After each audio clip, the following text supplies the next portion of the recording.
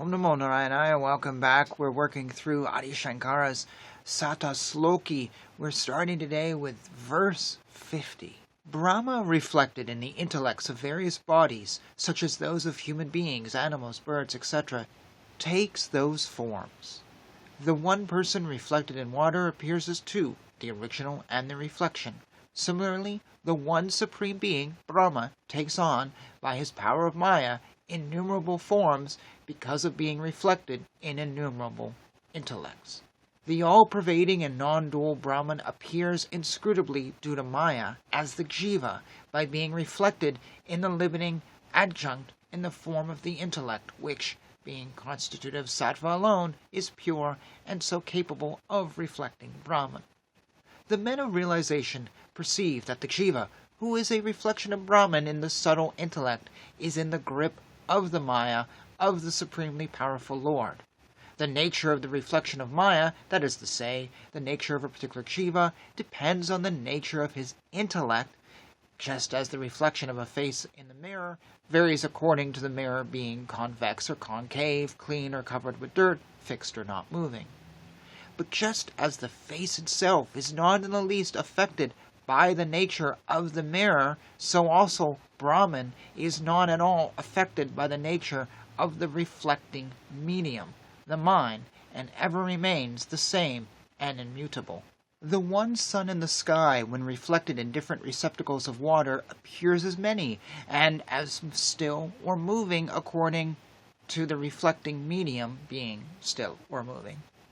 Similarly, the one supreme being, reflected in the intellects of different creatures, higher or lower, appears to have taken on the characteristics of those creatures, but in reality, Brahman is not at all affected by them, and is realized as only one, and changeless by the enlightened.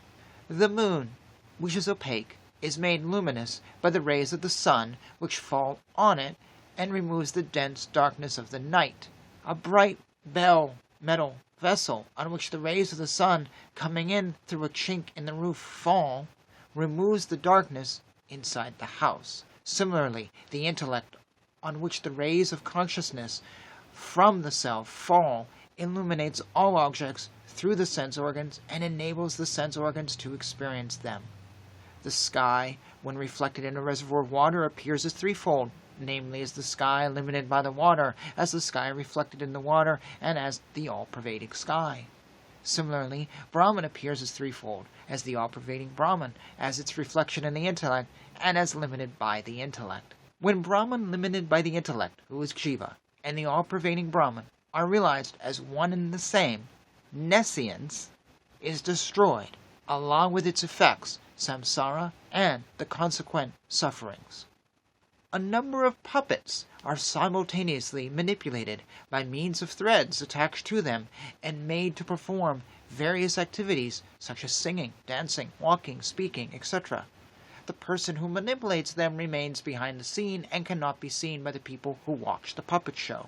Similarly, this universe, consisting of the worlds Bhuva, Sava, and Maha, which is known as Virat, is activated by Hiranyangarbha, also known as Sutrama, possessed of inscrutable glory, who pervades the Virat. This Sutratma makes all creatures in the universe experience the consequences of their past karma. In Vedanta, reality is defined as that which remains absolutely unchanged in all the three periods of time. Brahma, in which the vital air, the quarter of space, and everything else merge, is described as the reality of the reality. In the Brihadaranyaka Upanishad, by recognizing two levels of reality, namely empirical and absolute. There is nothing else superior to, or bigger than this Brahma. This is why it is known as the reality of the reality. Brahma, viewed as apparently limited by the universe made up of the elements with form, namely fire, water, and earth, and those without form, such as air and space, is known as empirical reality. The unconditional, pure Brahman, which is the absolute reality, is the reality of this empirical reality. We know from experience that things such as silver, snakes, and water, which do not really exist, sometimes appear as if real. It is also well known that such things appear only when there is a substratum, such as nacre, rope, or a desert, that these appearances come to an end when the substratum is known. When we discover that the rope is a snake, we cease to see only a snake. Just as these appears real, this entire universe, which is also unreal, appears on the substratum Brahman, which is described as the truth of the truth. Because the universe appears as if it is real, it is described as truth. Space, which accompanies everything in this universe, is itself accommodated in its entirety in the infinite Brahman. All the quarters which extend indefinitely in all directions are also within Brahman. Time, as reckoned by us, forms only a small fraction of Brahman, which existed before time came into existence and will exist even after time comes to an end. Brahman is therefore beyond the limitation of time. Thus Brahman is infinite, both in space and in time. Before the creation of the universe, Brahma alone existed. At the beginning of creation, Brahman manifested itself as Hiranyagarbha, or all the subtle bodies, and then as Virat, or all the gross bodies. Hiranyagarbha, being more subtle than Virat, pervades Virat and is therefore described as bigger than Virat. Brahma, on which both the above appear, because of the beginningless avidya or nescience pervades them, being infinite. Since Brahma pervades all the subtle and gross bodies, it follows that it is not limited by any objects, subtle or gross. Thus it is brought out in this verse by the implication that Brahma is free from all the three limitations, namely space, time, and objects. An illustration is given to explain this. The ocean is very big in size and full of water, but its size is nothing compared to the waters of the pralaya, which encompass the whole universe by the merger of all the seven seas. Just as some rainwater nourishes all the plants and produces in them many different tastes and fragrances and potencies, so also the same self which dwells in all beings takes on the different characteristics of those beings. It is in the mere presence of that indwelling self that the earth supports everything on it. The clouds pour down abundant rain, and fire cooks food and burns. The wise man should attain the conviction that it is his own Atman that dwells in all living beings, and should further see the entire creation as superimposed on his own Atma. He should realize that everything in this universe is non-different from his Atma, just as waves in the ocean are not different from the water. Brahma is one, without any second, of the same species or of any other species. Brahma is homogeneous, without any internal differences. He who looks upon this universe of multifarious names and forms as having real existence in Brahma goes from death to death, the Shrutis say. That is to say, he is born and dies again and again. And thus we will pause here. So when I read the line of space, my first thought, and I almost accidentally said, space, the final frontier. Yada yada, these are the voyages of the Starship Enterprise. And I kept having that thought in my head. So I want to make a comment on the cuts that I make in this video. So my original videos when I first started this channel are not so cut up as later ones. What happens sometimes is I really have never read this before. This is the first time I'm reading this. And some of these translations are not so good. And I'm often correcting them or throwing in words. And so sometimes I'll read a sentence and then I will reread it with a word put in, or maybe a word just tweaked, maybe a preposition, or whatever, just to make it more understandable. The other thing is the comma situation on many of these things is, well, my girlfriend's a big advocator of the Oxford comma. And I like putting in commas. I didn't used to when I was young, but now I do, because they just break thoughts up so much easier. And other things are hard to understand even with commas.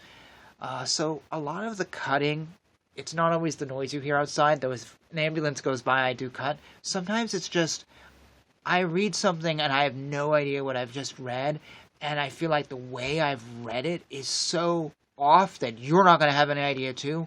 So I chop it up and I redo it and whatever. These are the cuts you see, and I'm sorry if it's a problem, but let me give you an example. There was one sentence here I just could not get. Oh, sometimes I also mess up on words really badly, and so I redo them. So there was one sentence I was reading here, and I kept reading it wrong, and I had no idea why it was ending, the way it was confusing. So here's the sentence as I read it to you. When Brahma, limited by the intellect, who is Shiva, and the all-pervading Brahman are realized as one and the same, nescience is destroyed along with its effects, samsara, and the consequent sufferings. So we see here very clearly when Brahma is limited by the intellect, aka Shiva, and is realized as one and the same, thus nescience is destroyed. That's it. When I originally read this sentence, though, I read it like this. When Brahma is limited by the intellect, who is Shiva, and the all-pervading Brahma are realized as one and the same, nescience is destroyed along with its effects, samsara, and consequent sufferings. I read it as though nescience was the description of one and the same, whereas in really it's kind of a new idea. But the way the comma thing is, I boggled my mind. So the cuts you see on this video are me trying to make some of this so much clearer. And I honestly feel sorry for you if you are not a native speaker.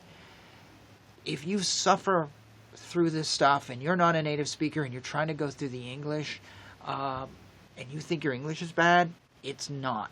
There are sentences here that I'm just going like, okay, this is really not a good translation. The sentences are so long it makes Jack Kerouac and James Joyce seem embarrassed.